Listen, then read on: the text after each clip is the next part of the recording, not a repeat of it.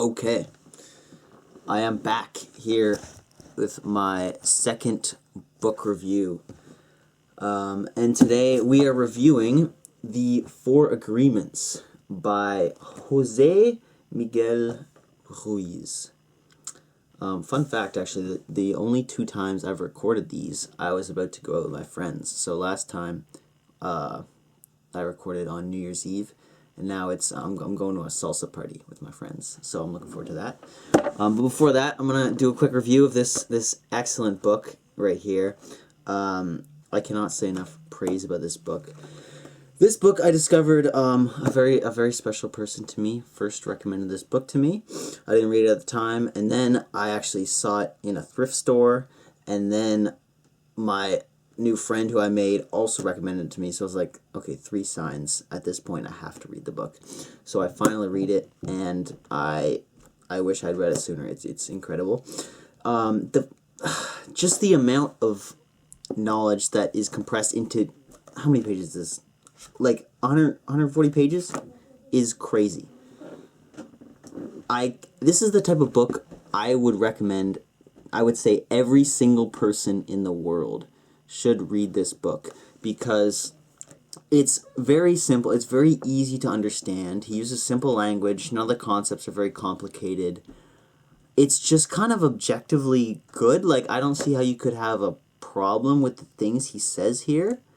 Like, the only thing that maybe you could disagree with is, like, the part where he's telling you to reach enlightenment, or some of the concepts where it's like smoky mirrors and light. Like, it's kind of, you gotta have an open mind for that part. But the principles that he says are kind of impossible to disagree with. They will objectively make your life better. They will make you a better person if you put these 4 agreements into play. So if you haven't read this book, to give a quick summary, basically it's like a Toltec wisdom book. So this knowledge has been passed down for generation to generation, so very advanced. And what he says is that we have all these agreements. An agreement is anything, any kind of conception that you have in your mind. So, for example, the word angry, like everyone that speaks English agrees the word angry means when you go grrr and you get mad and you yell and stuff. That's an agreement. Or an agreement that you shouldn't pick your nose in public. That's kind of an unspoken agreement. That's gross to do that. So you have all these agreements in your head that decide how you act. But the thing is that you didn't decide any of these agreements. These agreements were taught to you as you grew up by adults. So you put your trust in these people to teach you how to live in this world. When you were a small, vulnerable kid, you had no other choice. You had to just accept these agreements. But now, as you get older, you realize, okay, maybe all of these aren't the best way to live. Like, you get to choose your own agreements. Now you're sentient. You can do what you want. So why should you choose to keep living this way with these same agreements if you think you could live a different, better way with better agreements? And so what he proposes is 4 main agreements to kind of rule your life that you should always stick to, which are to be impeccable with your word, to never take anything personally, don't make assumptions, and to always do your best. And that's kind of, he talks about, like, achieving enlightenment, completely transcending human suffering. It goes, he gets a lot of mileage out of these pages, honestly. I'm really impressed by how much this book accomplishes in such a small package here. So yeah, it was an excellent book. Just read it, man. Even if you're not going to apply all these things and you think, okay, I'm not going to achieve transcendence of all human suffering. What the fuck? That's not, I can't do that. That's crazy. Even if you think you can't do that, even if you apply one of these agreements to your life, it's going to be better. You're going to be a better person. It's going to help you. So I think that's why I think everyone should read this book. I'm not going to do like a spoilers thing for this one because it's not really like a storybook. It's a philosophy. I would put this in the category of philosophy or self-help books. If that's what you're looking for, I don't think you'll be disappointed in the slightest. So now I'll just talk about some of the kind of annotations I had while I was reading this book. So if you're familiar with Stoicism, the concept that he's talking about, how everything is made of light, everything comes from the same thing, kind of reminded me of the Logos in Stoicism, how everything is kind of has this prevailing force of goodness behind it. Everything comes from the same thing. Everything is united. But we have our smoky mirrors. I really like the smoky mirror thing. I think that's really cool. The light is reflected in all our mirrors, but there's smoke because we don't agree on the same thing. And that's why it's always important to communicate as clearly as possible with others, clear the smoke, and you should minimize your problems. Don't live inside your own dream, you know? Okay, so not everything is within our control. That is true. There are circumstances that we can't control. And I'm of the belief that all of fate is not within your control.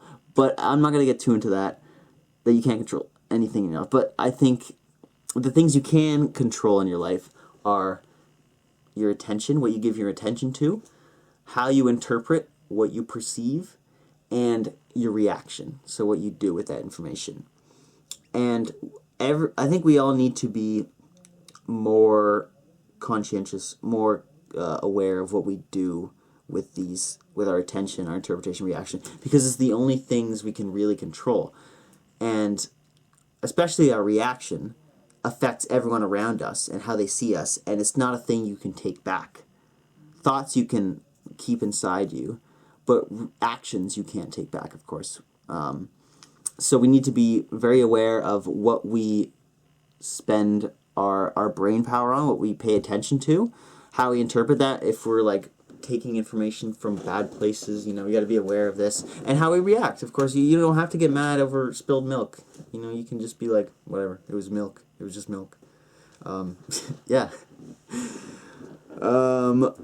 So yeah, also everyone's connected. I love I don't know. I think if you are kind of spiritual, I don't know what I am. I call myself spiritual. If you're kind of like that, it's kind of a nice book. If you're like rigidly religious, you might not like it so much. If you're rigidly atheist, no, you can accept. That's the other thing I like about this book, is that it doesn't matter what religion you are. It just gives you good principles to live by. So I think everyone could love this book. Yeah, it's so good. It's so good. Yeah, the fact that we need to realize that everything, it can be, okay, so first, it can be very hard to have someone disagree with you. It can be very hard to accept that your reality, that your agreements are wrong. But it happens a lot of time. We are taught false things. We are very gullible when we're children. So we need to be more accepting to the fact that we're wrong a lot of the time, and that's fine. There's nothing wrong with that. We can just learn a new thing. We can get rid of old agreements as much as we want and take new ones that are better, and it should be a blessing. Some people are scared to have arguments and discussions that will tear apart their perspective, and I think personally I look forward to those conversations because, like, yeah, it's hard sometimes. Yeah, I don't like being wrong. Yeah, in the moment, I feel like, damn, like, I'm stupid. But you learn so much, and it's important to get used to your viewpoints being broken down, because that will happen a lot, and that's what makes you, if you're just stuck in the same viewpoint your whole life, you're not going to get to experience a variety. I think that's the point of exploring things and talking to new people and reading all these different books, is to get a balanced viewpoint from a whole bunch of different sources. You don't take all your information from one place. You got to get it from a wide variety of sources to get the most accurate information. So yeah, okay. What else we got here? It's good to reflect on your mistakes, but please move on. I know I have trouble with this. I can't control. Sometimes I'm up at 3 a.m. thinking about a stupid thing that I did. But I try to tell myself, move on. You learn from it. Whatever. Focus on the next thing.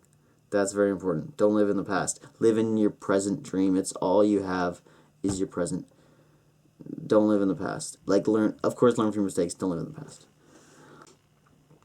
The whole anti-societal part of the book I like a lot because I have a lot of problems with the current society today, and I'm not going to go on some crazy rant right now, but I think people are right to question society and are right to question the way that they're taught to live, because I think everybody has their own special way that they want to do things, and that's fine, and you shouldn't be shamed for doing things differently. So I think everyone just needs to get rid of these agreements that they've been taught by society and find their self, look inward and discover yourself. Yeah. Also, fear, there's no need for fear in your life at all, okay? Don't be scared, bro. Like, there's a few things you should be scared of, like heights, maybe like really big bugs, I don't know. Not that many things in life that you should really be scared of if you think about it. You should be aware, if you're walking in like a sketchy alley or something, you should be aware of things, of your surroundings, if there's somebody going to come out and steal your shit. But a fear in 99% of your life is never going to help you. And most of your fear comes from the fear of, like, embarrassing yourself, which is a stupid fear. So what if you embarrass yourself a little bit? Like, you move on, whatever. At least you expressed yourself. That's honestly a good thing. Yo. Okay. I'm back now. I had to go to the party. My friends came, but I'm here now the next morning. I was way too tired when I got back, but I love coming out in the morning, seeing this beautiful view here. Look at this, we got the mountains and the city. So nice. But yeah, so I got to learn some African dance at that party last night. I went with some of my friends. I brought some food. It was like a potluck / dance party. So that was pretty awesome time. But to get back to the 4 agreements. I don't know exactly what I was talking about, but I'll just pick up somewhere in the middle here. So, one concept that was very important that I think people will have this conception that there's some big truth out there and you gotta go explore and find some universal truth. But there is no universal truth. Like, I think it's excellent to go and explore the world and meet new people, get perspectives, and that's how you get a balanced viewpoint in life. But you shouldn't think that there's like one thing out there that's going to solve all your problems. And really, if you want to know the best way to live your life, you just got to look within yourself, because everyone's method is different. You got to read great books, watch great movies, just learn about yourself, do what you love, and that's the way. There's nothing out there. I mean, there's great things out there. Explore the world, of course, but, you know. Okay, another very important thing that this book talks about is that you don't have to agree with the opinions of others. Obviously, it's impossible to go through your whole life without getting judged. A lot of people are going to do that. But you don't have to listen. It only matters if you take what they say and agree with it. You don't have to agree with it. You can reject it, because you're the only one who can really judge yourself, because you're the only one who knows completely yourself and who you are. Other people don't know what you've been through. They can't judge you. They don't know everything. They just have a small snapshot of you, and they're making these assumptions. And their opinions, they're just opinions, man. You don't gotta listen. Just be yourself, and always express yourself. That's the other thing, how he talks about with the judge and the jury and trying to get rid of that system and just be good with expressing yourself and not judging yourself all the time. And I think that's very true. I think it's very hard to completely remove that, because that's so much of just who humans are. We're very judgmental creatures. I think that's really hard to unlearn, but I think it could be very powerful to think about that at least. It would be a long journey to unlearn that, but I think that's the way to transcendence, for sure. Another thing with that is just being the person who you are and not being ashamed to express that. And, the fact that he talks about not judging people and making fun of others, yeah, as well. If you judge others, you are going to judge yourself. So, I mean, it's fun to gossip and stuff. I love gossiping, you know, it's cool to I don't know, I make fun of people sometimes. But I'm going to try to do it less, because it's in the same way that what you do in your private time kind of shows when you hang out with other people. Even if it's like a secret thing, it still kind of comes out. What you do with other people makes who you are at your core, right? So if you do it at all, it's going to define you more and more the more you do it. So if you want to not be a judgmental person, you can't judge anybody or yourself. Yeah. Okay, another concept. Yeah. Betraying yourself is the worst sin that you can commit. Actually, that's what, at its core, what a sin is. I can't remember if he wrote that, or I've heard this from other books too. That betraying yourself is the only real bad thing that you can do to yourself. Not being true to your ideals, to your values, maybe like altering what you want to do because other people are there, and, you know, peer pressure, giving into that. That's betraying yourself. That's a sin, and it will degrade you. So as long as you're true to yourself, then you'll feel a lot better, I think. You gotta learn your own nature and just be that. And a lot of the times I will learn things about myself, but then I won't put them into practice, and then I feel bad when I don't put them. But I'm like, why am I not doing this? I already know this. I already know how I operate. So why would I not just be smart and do the best thing for myself? And it's easy to forget, but just do it. It's not that hard.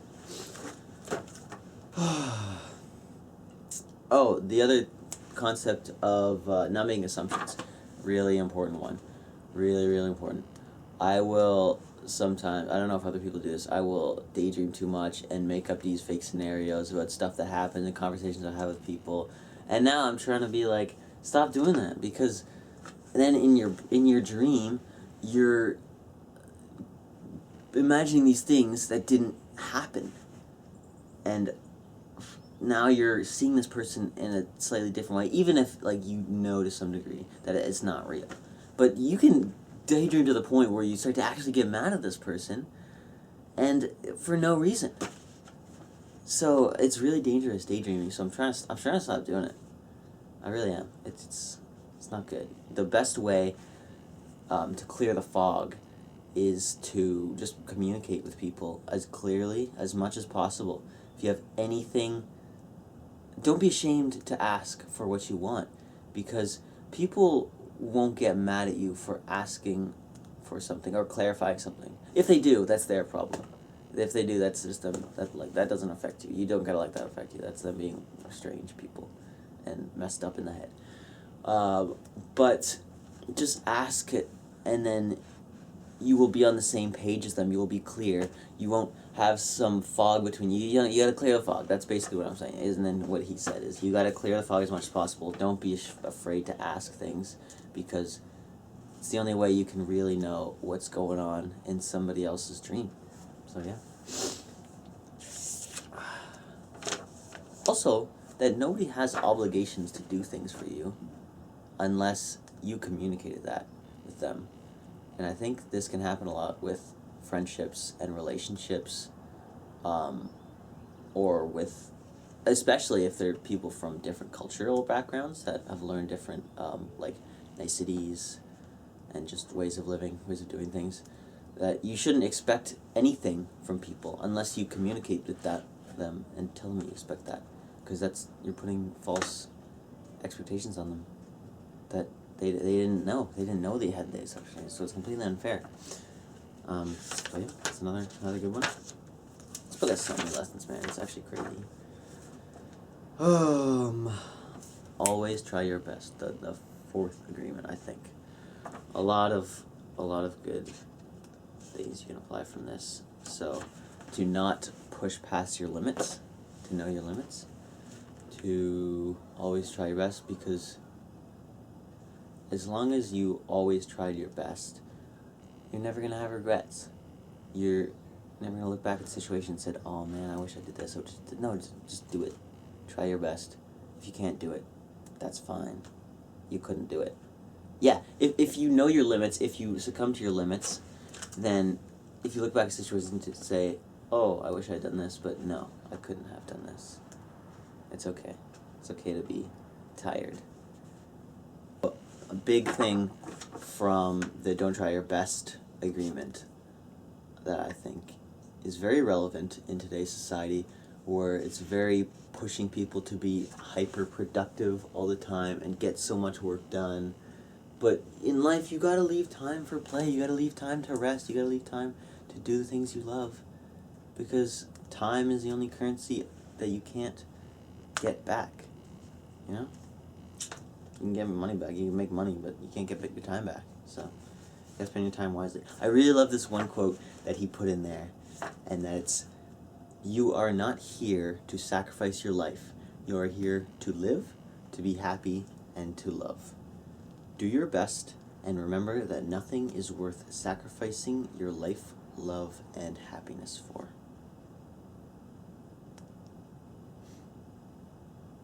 So true. So true. Yeah. Okay. So what God, for me, is life in action. I don't know if he wrote that, or if I wrote that, but I have it in my journal here. And basically, the best way to show your appreciation to God is to live your life to the fullest, because you're given this gift to do whatever you want. You given this life to go, experience, live, be a good human, have great times with other great humans. And the best way to show your appreciation to God is not by sitting inside and being chaste and being not drinking ever and not doing, like, restricting yourself from all these things. Not to hate on people that do that, like, that's fine, of course, if you want to do that with your life. For me, I personally want to experience, and I think that showing your appreciation to God is experiencing and doing all these awesome things and just always being grateful throughout all of it. And that's really the best way that you can, like, show that you're glad to be here in this incredible world. And honestly, another thing with the expressing yourself is that you're denying your right to be yourself by allowing other people's ideals to control you. If you're not, like, if you're walking in public and you're listening to music on your headphones and you want to sing, just sing. If you're, like, I do that all the time. I'm walking home from the bus, I'm just singing. People don't care. It's whatever. If you're letting people control what you do, you're denying your divine right to autonomy. You can do whatever you want, man. Go out, do it. It's kind of sad how many people that just let their lives be controlled by society and just live a sad life, but because they tell themselves that, I can't control the way that the world works and where I was born. And there's a lot of things you can't control in life. But what you control, as I said before, your intention, interpretation, reaction, and what you do. Just make your life goofy, make it fun, because you're here for a short time, so might as well enjoy it. The last point that I wanted to talk about was that how important it is to face your fears. I think I talked earlier about you shouldn't have any fears in life, and I think that's true. And the fears that you do have you should confront them as much as possible.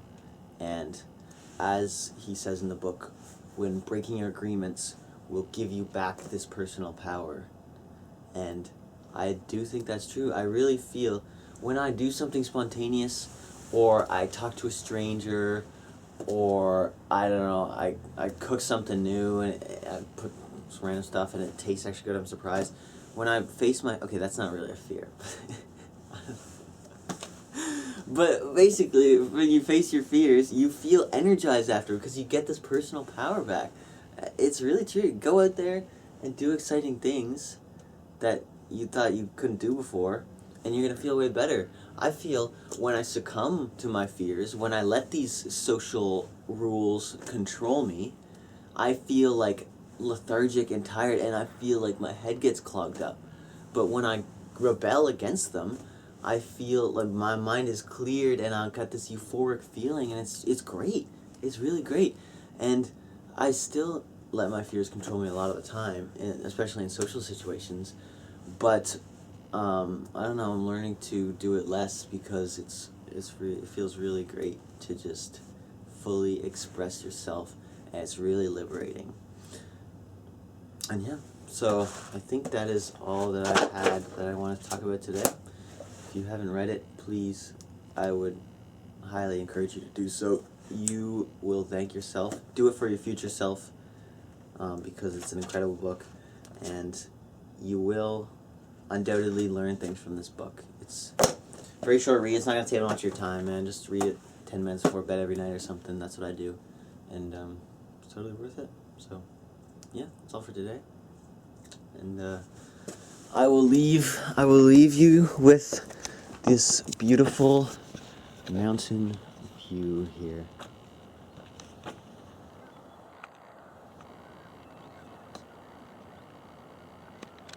Actually, I had one more question that I wanted to ask to anyone watching this. And the question is happiness a choice?